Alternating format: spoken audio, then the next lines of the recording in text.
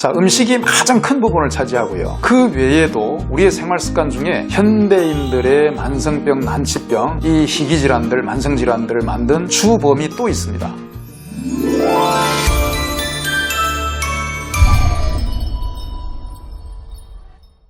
점점 좋은 약들이 많이 나오고 좋은 치료법들이 많이 나오는데 우리는 왜 점점 병이 늘어날까요? 그걸 이제 우리가 원점으로 돌아가서 다시 한번 이제 좀 생각을 해보는 그런 시간이 좀 되셨으면 하는 바람이 있고요. 자, 지난 시간에 자연치유의 첫 번째 관건이고 첫 번째 가장 중요한 요소가 음식치료다. 음식치료는 자연식 식물식을 해야 되고 그래서 자연식물식을 하셔야 되는데 이것이 자연치유의 첫 건입니다. 이런 말씀을 드렸습니다. 자연이라고 하는 것은 그냥 쉽게 생각하면 하늘과 땅입니다. 사람 위에 하늘이 있고 사람이 가운데 있고 사람 우리 발 밑에는 땅이 있죠. 그래서 천지인이다. 한의학에서는 이 천지인 치료를 하는데 자연치유의 첫 번째가 음식치료, 자연식물식 치료인데 그 다음으로 제가 강조드리고 싶은 것은 자연으로 나가자 이겁니다. 자연으로 나가서 하늘을 보자. 햇볕을 봐야 됩니다. 햇볕 그러면 우리는 비타민 D 이것만 생각하시죠. 사실은 이 햇볕이 주는 우리 몸의 이점이 너무너무 많습니다. 비타민 D 뿐이 아니에요. 우리 몸에 많은 빛 에너지 외에도 우리 눈에 빛이라고 하는 것은 우리 눈에 보이는 빛이거든요. 가시광선이라 그러죠. 가시광선 외에도 자외선이요, 적외선이요, 그 외에도 많은 파장의 어떤 빛 에너지가 있는데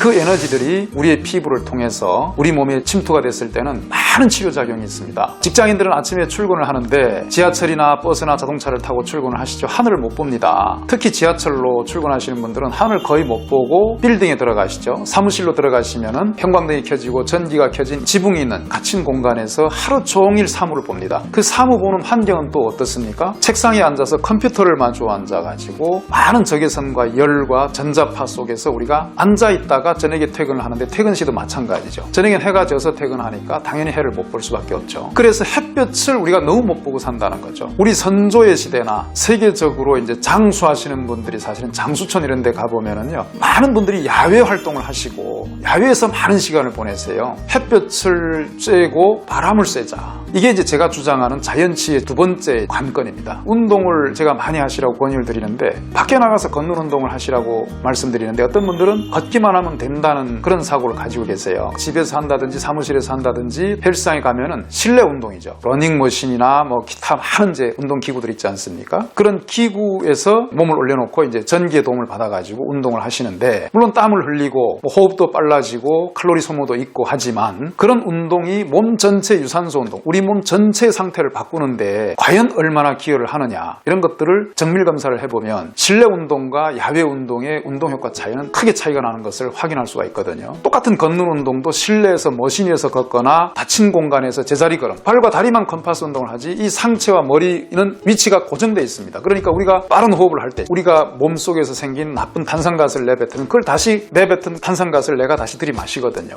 닫힌 공간에서 하는 운동은 운동 효과가 떨어지고 오히려 일부분에서는 역작용도 나타날 수 있다. 그래서 야외 활동을 하셔야 되고 햇볕을 쬐면서 땀을 흘리면서 땅을 박차고 나가는 그런 것이 진짜 걷는 운동이고 효과 만점의 운동이다. 그런 말씀을 드리고 싶고, 그리고 하나 여기에 더 첨가를 하면 땅 치료입니다. 하늘 치료. 햇볕을 보고 바람을 쐬고 그러면서 땀을 흘려서 걸으시라. 거기에 더해서 땅의 치유도 있습니다. 흙을 밟아야 되거든요. 우리 몸에 흙이 닿아야 됩니다. 어싱을 하셔야 되고 그라운딩을 하셔야 되고 접지를 하셔야 됩니다. 우리가 땅을 밟지만 신발을 신고 양말을 신고 두꺼운 어떤 이런 걸 신고 하시기 때문에 땅하고 우리 몸이 접지가 안 되죠. 땅에서, 흙에서 우리 몸에 올라오는 그런 치유의 에너지가 있더라는 거죠. 땅이 우리 몸에 접촉이 됐을 때는요, 정말 이루 말할 수 없는 치유의 에너지가 있습니다. 땅이 가지고 있는 여러 가지 박테리아라든지 유익한 세균이라든지 이런 것도 발바닥의 모공을 통해서 흡수가 되고 우리 몸은 전기의 전도체거든요. 그래서 나쁜 전기적 에너지가 땅 속으로 빠져나가고 이 땅이 주는 치유력이 대단하다는 거죠. 그래서 맨발로 걷자.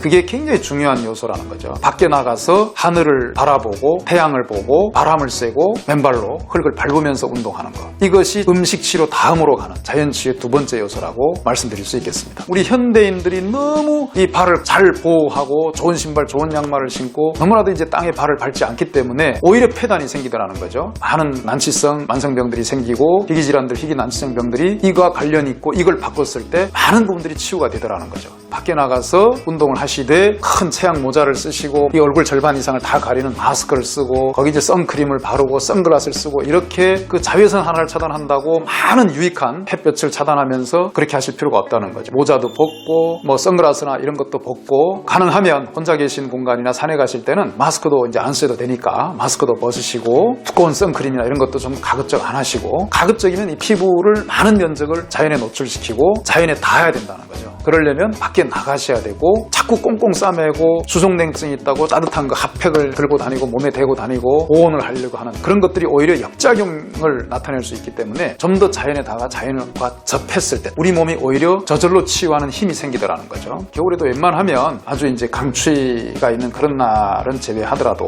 가급적인 맨발로 걸으시라고 오히려 수족냉증이 나아버리는 그런 사례가 굉장히 제가 많이 보거든요. 냉증이기 때문에 자꾸 따뜻하게만 해야 된다라고 하는 생각을 버리시고 오히려 찬데 노출시켜놓은 우리 몸이 저절로 알아서 열을 내고 냉증을 극복을 하는 그런 치유력이 있더라는 거죠. 자연과 접하고 하늘과 땅을 접해야 된다. 나가야 되고 노출시켜야 되고 드러내야 되고 접해야 된다. 이것이 자연식물식 못지않은 자연치유의 두 번째 관건이다. 이런 말씀을 이 시간을 통해서 드렸습니다.